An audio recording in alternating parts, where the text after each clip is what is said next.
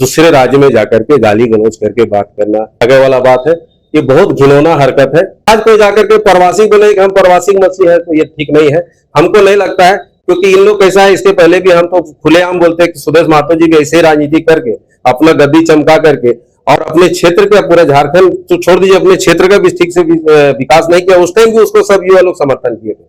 तो आज जिस तरह से ये माहौल दिख रहा है, कहीं कहीं कुछ न कुछ सही संकेत नहीं है। सब झूठ है और आज झूठ के सहारे यहाँ के लोग जी रहे हैं। सबके करोड़पति बनना है, एक बार कैसे भी ठप्पा लगा के वोट लगा करके हमें अगर जिता दिया जाए तो हम अपने आप में मालो माल होना है। गरीब मजदूर हो, यहाँ के जनता हो, कोई भी झारखंड से खुश न है। भ्रष्टाचार बहुत चरम पर है। कोई भी छोटा सा भी काम करे खातिर जब तक उसके पैकेट में पैसा नहीं जाए तब तक नहीं करते। अफसर नहीं चाहते कि यहाँ विकास हो। हेमंत जी के लिए हम एक बात कहना चाहूंगे कि अभी ये युवा नेता है और यहाँ के मिट्टी से है। अगर ये अपनी मिट्टी के सुगंध अगर अच्छी तरह से पहचानो है तो यहाँ एकदम दिल खोल करके काम करना चाहिए। सब युवा के एक्शन लिए जरूरत है और एक्शन लेकर के सारे ब्लॉक से लेकर के जिला तक सुधारे की जरूरत है।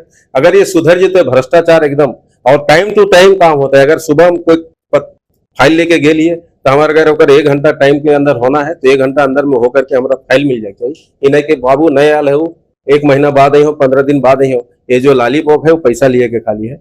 अफसर नहीं चाहते कि यहाँ विकास हो। आगामी 15 नवंबर को झारखंड हमारा 23 वर्ष का हो जाएगा और इस 23 वर्ष के सफर में यह जानना समझना बेहद जरूरी हो जाता है कि जिन उद्देश्यों के साथ, जिन सपनों के साथ हमारे पूर्वजों ने इस झारखंड प्रदेश को बिहार से अलग करने के लिए अपने प्राणों की आहुति दे दी, वो शहीद हो गए। जिसलिए हमारे पूर्वजों ने अपने प्राणों की आहुति दे दी, जिसलिए वो शहीद हो गए, जिसलिए वो कई प्रकार की यातनाओं का सामना किया, क्या उनके उम्मीदों का झारखंड इस 23 सालों के सफर में बन पाया है?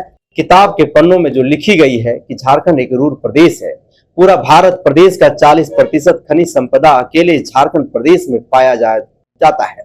क्या वह झारखंड प्रदेश उस तरीके से इस 23 सालों में विकास कर पाया है? क्या यहाँ के युवाओं के हाथों में रोजगार मिल पाया है? क्या यहाँ के लोग समृद्ध हो पाए हैं, उनका विकास हो पाया है? ऐसे कई सवाल हैं इस प्रदेश से जुड़े हुए। आज इन तमाम सवालों पर हमारे साथ बातचीत करने के लिए किशोरी राणा है। किशोरी राणा नव झारखंड फाउंडेशन के केंद्रीय आयोजक संस्थापक है। दादा, सबसे पहले तो बहुत बहुत जोहार रहेगा आपका। सबसे पहले सबको झारखंडी जोहार और हमारे जनसभा के जितने भी चैनल के कर्मचारी, कार्यकर्ता, संपादक है, उनको भी हमारी तरफ से झारखंडी जोहार। एकदम सीधा और साफ सवाल है दादा। झारखंड आगामी 15 नवंबर को 23 वर्ष का हो जाएगा। अभी हम लोग अक्टूबर के महीने में हैं, बस कुछ ही दिन बचा हुआ है जब ये झारखंड अपना 23 वर्ष का सफर पूरा कर चुका होगा। इस 23 वर्ष के सफर में यह झारखंड किशोरी राणा के नजरिए में कहाँ है? किशोरी राणा इस 23 वर्ष के सफर के झारखंड को कैसे देखते हैं और कहाँ देखते हैं? देखिए, झारखंड अलग होकर के 23 साल हो गए तो सब लोग जान रहे हैं, और जो 23 साल में जो यहाँ का विकास होना चाहिए वो विकास कहीं भी जमीन पर नहीं दिख रहा है। विकास सबका नजर में यही है कि झारखंड एक सोने की चिड़िया है। 40% मिनरल है, खनिज पदार्थ है। और झारखंड अलग होने के बाद झारखंड के प्रॉपर लोगों के, यहाँ के भूमि पुत्रों के बहुत ही अच्छा विकास होता है। और झारखंड में पूरे देश के लोग ला करके यहाँ ला करके, जैसे कह जाए कि कोई बाहरी आकर के इन्वेस्ट करो है, यहाँ सब कुछ लोगों के रोजगार दिए कोशिश करो, डेवलपमेंट करो है, लेकिन वो उम्मीद कहीं नहीं रहा है। उल्टा यहाँ के खनिज पदार्थ और जो भी चीज है खोद करके दूसरे राज्य में, दूसरे जिलों में या दूसरे प्रदेश में ले करके जा करके यहाँ का विकास के पूरा ठप कर दलथिन है। और 23 साल में जो होना चाहिए कुछ नहीं वाला है। आज भी यहाँ प्रवासी मजदूर से लेकर के सब जन भटक रहा थीन, यहाँ नहीं बल्कि दूसरे राज्य में जाकर के मिट्टी खुदाई कर रहा थीन, कंस्ट्रक्शन में लगल हथिन या होटल में काम कर थीन। बहुत गरीबी स्थिति चल रहा है झारखंड के। उम्मीद न है ऐसा होवे के, लेकिन आज पूरा साफ सुथरा दिख रहा है कि झारखंड 23 साल में बहुत पीछे है, बहुत पीछे है। आपने कहा कि प्रवासी मजदूर जो है वो किस तरीके से जीते हैं वो भी जानना समझना बेहद जरूरी है। आप स्वयं महाराष्ट्र में रहते हैं। महाराष्ट्र में 30 लाख से ज्यादा झारखंड के लोग वहां पर अपना जीवन यापन करते हैं।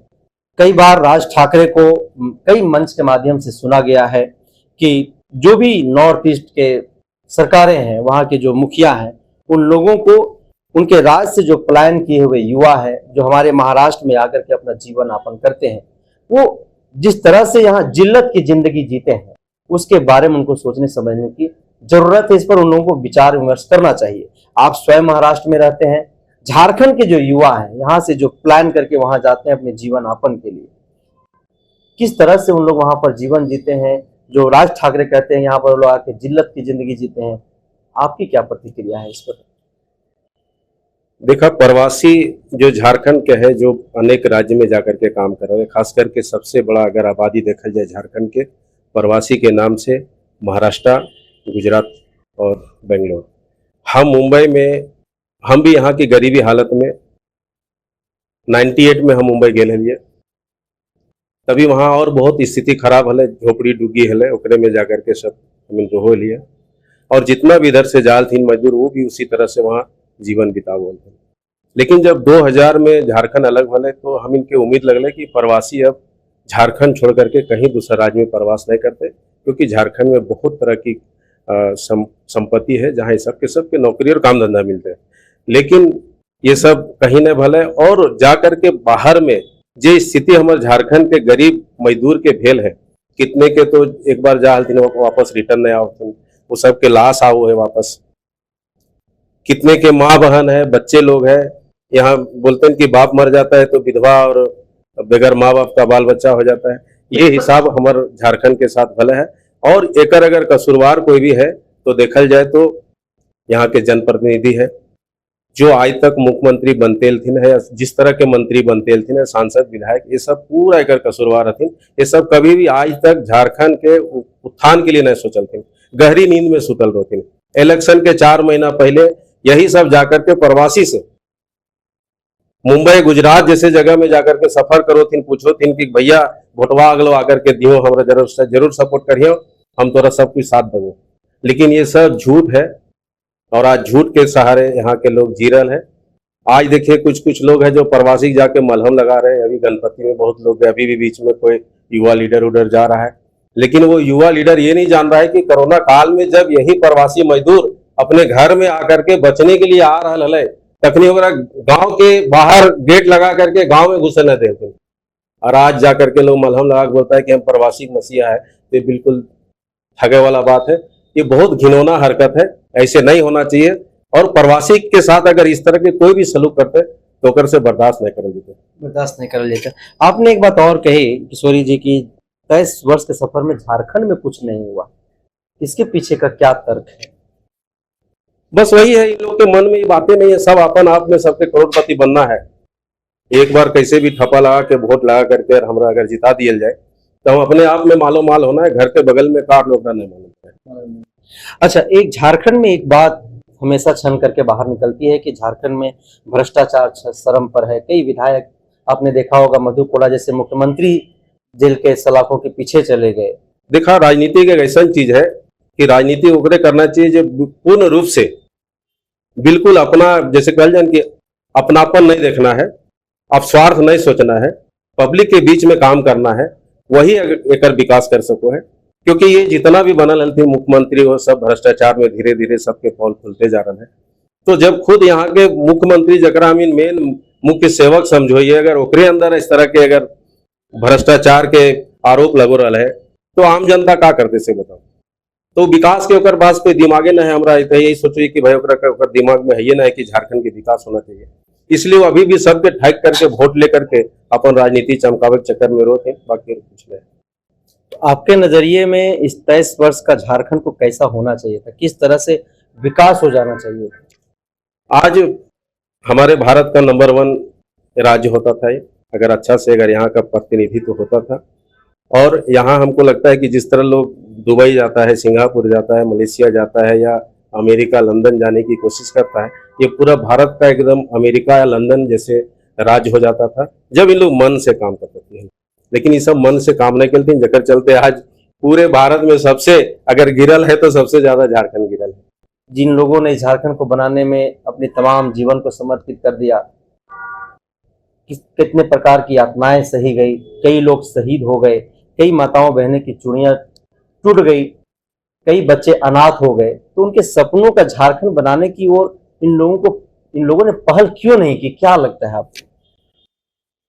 देखिए, झारखंड सबसे पहले, इसके पहले बिहार में, और झारखंड के तमाम जितने भी लीडर अभी जो दिख रहे हैं, मतलब कि हाँ हम लीडर हैं, हम लीडर हैं, लेकिन या तो उसके अंदर एक्सपीरियंस नहीं है, या तो उसके अंदर एक्टिविटी नहीं है कि हम झारखंड को कैसे रोशन करें, झारखंड को कैसे आगे बढ़ाएं, झारखंड क्या होना चाहिए, या तो वो कमी है, या तो सिर्फ अपस्वार्थ भावनाओं के अंदर पूरा एकदम भरल है कि एक बार वोट लेकर के जीत जाओ तो हम कैसे मुख्यमंत्री बने। वो कुर्सी की लड़ाई के लिए वो दिन रात लगे रह जाते हैं, एक दूसरे के फोड़ने के चक्कर में लगे रह जाते हैं, तो झारखंड कैसे विकास होगा? कैसे विकास होगा? तो आपके नजरिए में 23 वर्षों में ऐसा क्या नहीं होना चाहिए था जो हो गया, और क्या होना चाहिए था जो नहीं हुआ? दर्शकों को थोड़ा वो भी बता दीजिए। नहीं, झारखंड में देखिए 23 वर्षों में झारखंड में विकास होना चाहिए, भ्रष्टाचार एकदम मुक्त होना चाहिए, शिक्षा स्वास्थ्य बहुत ऊपर लेवल तक होना चाहिए। आज स्वास्थ्य के बारे में अगर हम बताएं तो हर हॉस्पिटल, जितने भी सरकारी हॉस्पिटल, बड़े बड़े हॉस्पिटल हैं, जिसके अंदर किसी तरह का कोई भी सेवा नहीं हो रहा है और ना ही उसका इलाज ठीक से हो रहा है, जिसके चलते प्राइवेट में जाकर के अपने लोग खेत बाड़ी बेच करके और कर रहे हैं, तो उसको सुधार होना चाहिए।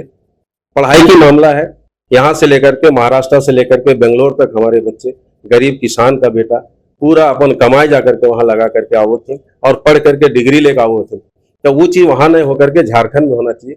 झारखंड में 10 साल सब्सिडी सब कुछ छूट मिलल है, झारखंड के ऊपर बढ़े खातिर मिलल है, लेकिन ये सब कहाँ चल गए, किस तरह कहाँ इन लोग छुपा के रखलथिन है, इस समझ में अभी तक भी 23 साल में हम इनके नया है, और जमीन पे काम न हो रहे, जकर चलते आज जो भी है, गरीब मजदूर हो, यहाँ के जनता हो, कोई भी झारखंड से खुश न है। आज कोई भी किसी तरह के मुख्यमंत्री सामने आओ है, लेकिन जनता के नजर में हमरा नहीं लगे कि ओकर खातिर बहुत लोग साफसी देथिन या करोथिन।